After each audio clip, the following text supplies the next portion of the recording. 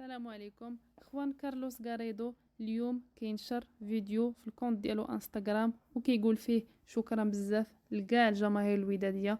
انا هنا باش نقول لكم بسلامه، الى اللقاء، بالتوفيق في المستقبل. كان شرف كبير ليا ندرب الفرقه في هذه الفتره الزوينه والرائعه.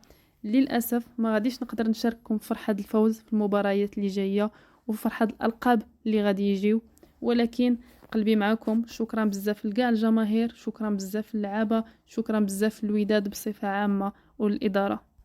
هاد الاقاله كانت متوقعه وكان المطلب ديال الجماهير ان غاريدو يمشي، وكان هذا مطلب رئيسي لسعيد الناصري رئيس الوداد، خصوصا وان الاداء الوداد الرياضي في المقابلات الاخيره كان اداء سيء، وكانوا كيربحوا بمشقه الانفس، والتعادل المخيب ضد الجيش في الماتش الاخر هو اللي اكد هاد النتائج السلبيه.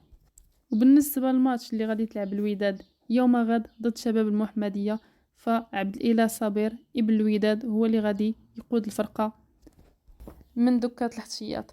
واخر الاخبار اللي ماشي اكيده 100%، ولكن نقدر نقول لكم بلي 95% المدرب اللي غادي يجي بلاصه غاريدو هو البلجيكي سفين بروك اللي كان درب قبل فريق الجيش الملكي. وبهذا فرسميا نهاية القصة ما بين الوداد الرياضي والمدرب خوان كارلوس غاريدو.